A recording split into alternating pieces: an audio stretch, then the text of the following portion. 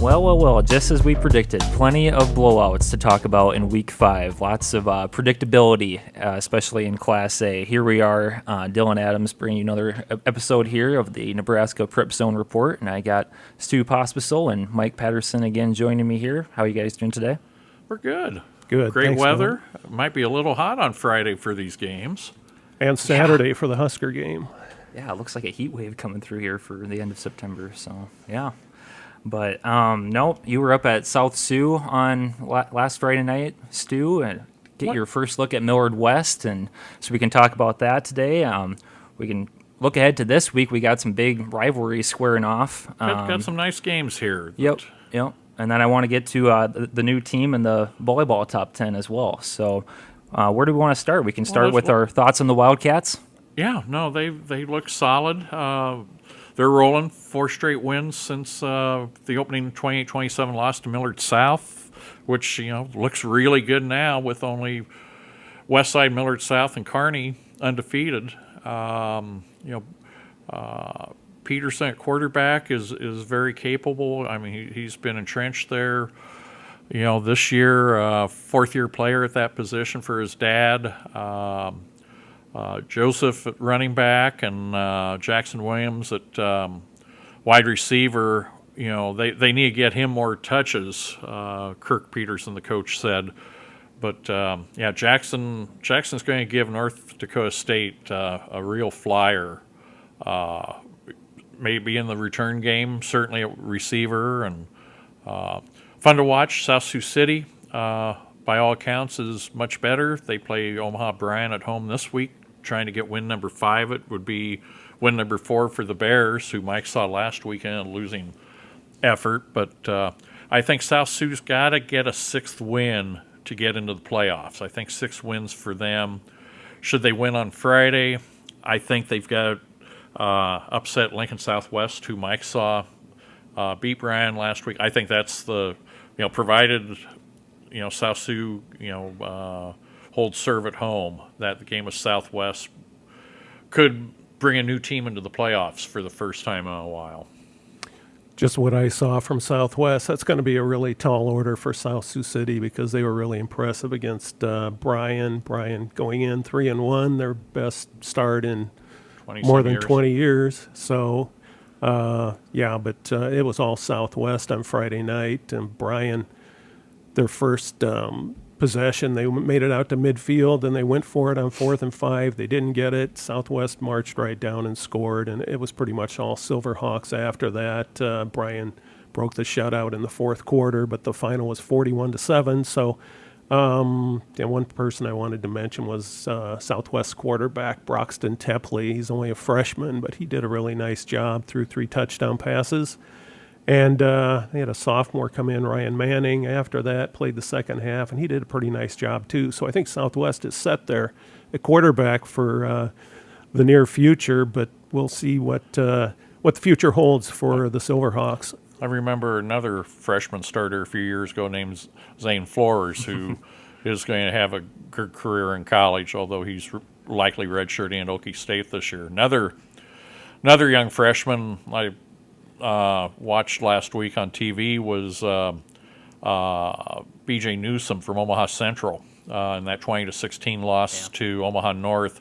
He's really picked up his game. Of course, I think the Eagles' line is better than it was last year when the Eagles were 1-8. I'm going to see them live on Friday against ancient rival Omaha Creighton Prep, and we'll see. I mean, both teams are 2-3. Prep is ranked. They've got a win over Millard North, and Millard North almost made it into the top 10 this week at 1-4 because they put a pounding on Lincoln Southeast last week, and Lincoln East, which is number 10, went to overtime with Southeast. So Millard North plays Millard West on Friday night. Upset there. I could conceivably have 2 or 3 teams with sub-500 records in the top 10, but again, look at volleyball. What's Kentucky now, 3-7 and still ranked? You got to consider competition and how you play that competition when you have small sample or small units like this. Yeah. No, I wanted to throw out to you, though, Stu. We have Lincoln East playing Millard South on Thursday. Say the Spartans fall there.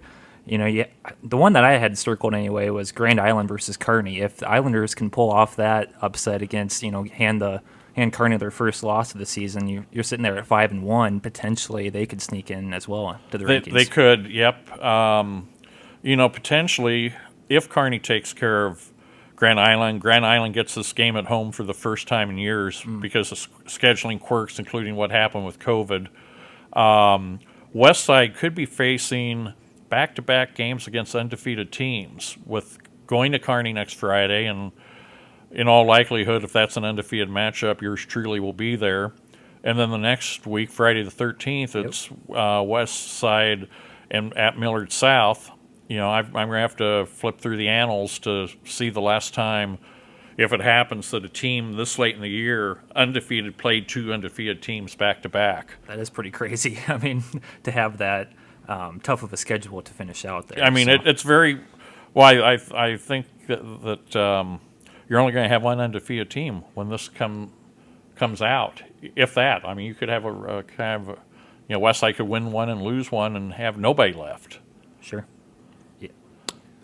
Yeah, plenty of scenarios to talk about, Westside and Millard South just keep rolling along. And, when you look at what happened in the NFL on Sunday, and everybody thought, hey, the Cowboys are going to be this great team, and they ended up losing. So it's a team. It can be it's tough to unpredictable. play at, I guess the point is it's tough to play at a high level every week, no matter if it's high school, college, NFL, whatever. So we'll see if Westside and Millard South can continue on these high trajectories. Thursday night might be the first time we've had two quarterbacks match up. First name of Jet. Jet Worthy. Elkhorn North? No. Oh, okay. They have a Lincoln Jet. What? They have a Jet. At least a baseball player named Jet. He's a running back. Okay. We're talking at quarterback. Yeah. Jet Tamala Jet. of Millard South against Jet Worthley of Lincoln East, who you've seen in baseball a lot. Right. Is he Michigan? Or who? He's Michigan. Yeah. He always went by Jeter playing baseball. Jeter Worthley. Okay, well now he's Jet in football, so Yeah. and they will try and turn on the Jets, both of those kids. Yeah. Makes him sound a little faster in football if he's Jet. So And Jeter's more of a baseball name. Dylan, my top 10 didn't change. No, stood pat for this week. In Class B, only the order changed. Bainton and Elkhorn North. Elkhorn North has Elkhorn this week, big rivalry game, but they look like they're heading for a Friday the 13th collision that Mr. Patterson would be getting coverage on if things hold up. Unless I take that Westside Millard South game away from you. We're playing golf for it. I know who wins even with a bad back. C-1, Columbus SCOTUS moves in at number 10, replaces Lakeview. Rest of the order unchanged. Boone Central, Wahoo still leading. C2, we'll find out who's number one for sure in that class. Norfolk Catholic goes to Battle Creek on Friday night. 8-man 1, no ratings order changes. Everybody won. North Platte St. Pat still leads. 8-man 2, South Loop still heads with Wynot second, and Arthur County stays ahead of SEM in 6-man. Sounds good. So, no, the one last thing I had to say about the Millard West game was, they had that 1-point loss to open the season. That might be the potential game of the year that we've seen so far for Class A anyway. Plenty of good games throughout the season. Even last Thursday night, you could say that Central North game. That might be kind of a budding rivalry game. Those two. It should. Yeah. I mean, if they keep their kids and, it looks like, never say never with OPS, Right. obviously. And I had some thoughts on Monday about needing a 180-day sit-out rule. And I haven't had anybody say that that's a dumb idea. And there's some interesting provisions like if you transfer, you can't go to a school where your former coach or club coaches or former coach or current club coach is at. Interesting. Okay. And that you have to have your family unit together for 180 days. And I'm trying to think. There was one other real interesting provision that we've had cases about in Nebraska that if an athletic director wants to write a proposal before the end of the week, I'll be glad to help them with, because we do, in every sport we have these transfer issues, and it needs to be, and 4 of the 6 states that border Nebraska have 180-day sit-out. Yeah, for So listeners. it wouldn't be like a lone wolf out there in the desert. I mean, it's, Sure. People want to try and keep competitive balance and not have these all-star teams. Right. That's like the high school version of the transfer portal, just people going everywhere and Yeah. playing wherever they want to, and there's really no rhyme or reason. So I don't have any see. problem with going after 8th graders into 9th grade, but once they're in high school, and unless you want to make the physical move, and that's and again, that it's got to be a real move. Mm-hmm. You would hope it'd be for job, family job, dad job, mom job. Right. And not a sham, and we've had some shams that some have been detected, some have not. And that's how you end up with a top 10 that kind of stays the same week to week. But again, and hopefully the same we can teams have are there year in and year out. same programs. So hopefully we'll have some unpredictability to discuss as the season goes along. Mike's got some in volleyball. We know. I do. We can dip into that if we want to. I do. You mentioned new teams in the overall top 10, Yeah. Dylan. Talking about number 9, Minden cracked the overall top 10. They had a great week. They defeated 2 teams that hadn't lost yet in Gothenburg and Grand Island Central Catholic. Central Catholic, the defending champion. Sure. Sharon Zavala's team. She's got Yep. 1,166 wins and Huge. climbing. Yeah, that's all. But, so Minden, I thought, deserved that bump. Plus, Kearney Catholic, a team that Minden had beaten, defeated Bennington, which is one of the best teams around here, one of Sure. our top Class B teams. So that showed me that they're playing some great volleyball Wow. out there in the middle of the state. And Minden also defeated Gothenburg last week, so Right. they had Yeah. two, they took out 2 and 1 in a span of 3 days. So. Right. Those 3 were undefeated going into the week, and Minden emerged as still the only undefeated team. So, and the other team to crack that top 10, I know Stu's been waiting for this, is Lincoln Lutheran, riding a 60. They won last night, so I think it's 63 match win streak. Again, another great team for Coach Sue Ziegler. Why did I put Minden ahead of Lincoln Lutheran? I think Minden's schedule's been tougher than Lincoln Lutheran's to this point. So if they're both going in, Minden 9, Lincoln Lutheran 10. And, it's another interesting season in volleyball, Dylan, because, when you get a team out state like Minden or Gothenburg or GICC, a lot of times you're not sure exactly where they fit. Yes, they fit among the top Class C-1 teams, but do they fit among the overall top 10 where they're going against Metro Conference teams and Right. top Class B teams? So you have to give that some thought. But I thought both those teams had done enough to crack the top 10 this week. So let's touch on that top 10. And, You of course, bet. we have to start with Papio South. They had another great tournament, winning the Weston Invitational at Papio. The Titans are ranked 5th and 7th nationally, so they are 25-0, and they've got a little time off now. They've obviously played a lot of matches to this point. They played twice as many as some of the other Class A teams. So, but 25-0, Papio South is number 1.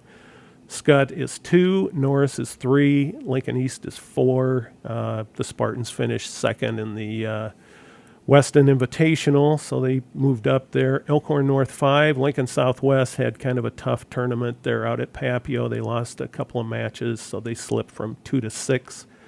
Grand Island High, number 7, that's who I wrote about this week. They're having a nice season to this point.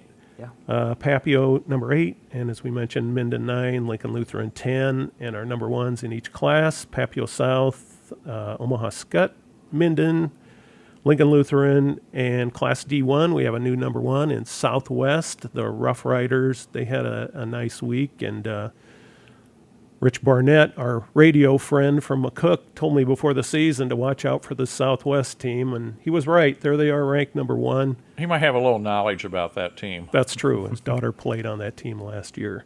And Overton, who Southwest defeated, remains number 1 in Class D2. So, yeah, interesting week, Dylan. Yeah, and had a little bit of a shake-up. So, Right. what are you looking forward to this week? Do you have anything on? Well, I'm going to budget? see a couple of Class A teams tonight, Millard North and Bellevue West. There's a good one Thursday night, which is Bennington at Elkhorn North, and the Lincoln Northeast Invitational is this weekend. So that field isn't quite as strong as it has been in the past, but still, it's one of the big tournaments this season. So that's kind of some of the highlights coming Enjoy up the this Husker week. traffic. Yeah. No kidding. I know. It's probably going to coincide at about the same time. 2:30 kickoff. Yeah. That And going sounds about right. going yeah. back home too. I think volleyball will be done by then. So Sure. But yeah, what do you think's going to happen, Nebraska, Michigan? I think Matt Rule's going to find out how good his lines are or aren't. I might be crazy to say this. History will prove me right or wrong, but I just think the way Nebraska's defense is playing, it's going to keep them in a game. And when they're playing at home, I always think that they're in a game. So I think the game's going to be closer than what the 17.5 point spread says. So 17.5 right now. I was wondering what that was. yeah, we'll see. I think it'll be closer than last year. I don't remember what the score was last year. It got out of hand. But watching Michigan play Rutgers last week, I mean, they were kind of in that game for a while, and then 31-7 final. But Right. it was closer than that. Well, Rutgers was ahead about 2 plays into the game, Right. but yeah, And that's all kind they of scored. But yeah, that kind of Well, woke Michigan up. Michigan had a very soft start. You wonder, okay, do you get, not being tested, does that come into play? Again, Nebraska's going to have to play fundamental, error-free. The penalties have to disappear. Mm-hmm. You can't lose your touchdowns on callbacks. And, again, I think Michigan, to me, is 3 steps above any team that Nebraska's played. I mean, with Northwestern beating Minnesota last week after being down 17 at half, Colorado getting smoked at Oregon in the not ready for primetime game, and then these 2 wins the past couple weeks. Neither one of these teams is a likely bowl bid candidate. Nebraska's going to have to just be clean in their execution all the way through. We'll leave that to our Husker guys to sort out. Yeah, there you go. Yeah, like you said, it's I think it should be a good game and huge test for the Huskers, and we'll see what happens with the quarterback, if Harburg will go or Sims will go. That might be a part of it. Maybe we'll see both of them. So one thing about Harburg, I wish he'd slide a little bit more and get down or get out of bounds, because he's already taken some big hits, and I know that's probably not the way that they taught him to do it at Kearney Catholic, but I want to see him stay healthy for the rest of the season. Well, and somebody has to be able to stretch the field vertically, throwing. I mean, right now, how many will Michigan put in the box? right. Because they really do have that one target, Billy Kemp, but he's not a speedster down the field. He's more that slot guy over the middle. Do you have a spy on the quarterback and give up something downfield if you think you can get past the Nebraska front and force Harburg or Sims to throw on the run? And I don't think that's either one's specialty. No. They're not Fran Tarkington. Vikings Mr. reference. Viking. That was a There for Viking you. reference. I just say we got to get rolling here, PAT, so we can go buy our paper bags to wear to our favorite teams' games. Both 0-3 start. Yeah. Ugh. See, now here's what I don't understand. The Bears, who we know how they did against Kansas City, they're playing at home, and they're an underdog against a team that just gave up 70 points. Denver. Yeah. But Denver also scored 20. True. That's Can the Bears score any? Yeah, I'd pray for 20 points every Yeah. week from the Bears. Oh, well, what are you going to do? We'll see if they can shake it off, as the Swifties would say, right? So, the Swift fans. Yeah. I don't know. Do you think that relationship's going the distance? I don't think so. That game was over quickly when she showed up. I mean, everything was against you guys at that point. So Well, I mean, this is pure speculation on the web, but there's talk that Taylor may have a New Year's Eve concert in conjunction with the Bengals Chiefs game. okay. Just conjecture, but the chatter out there is that this might be just a sales ploy. Arrowhead Stadium will be packed either way. Yeah. Well, it was packed for her concerts. I know Right. that. Our daughter Kim couldn't even get tickets to the concert. But the so, Chattels did. yeah. Really? Well, you didn't read his column this morning. Oh no, I missed that one. Yeah, he had reference to Anna being a Swiftie. That's too good. Well, before we go, I want to make sure that our listeners know that they can check out on Omaha.com your column from over the weekend, Stu, about all those NSA provisions. Yeah, that was in NSAA. Mondays. Mondays, yes. Yep. Talking about 9-man football, whether you can compete in 2 sports at once, 7th and 8th graders playing high school sports, lots of stuff in there. So, Yep, that was pretty good. We can wrap it up if you guys want, and we'll be back next week to talk some rival games. Thanks, guys.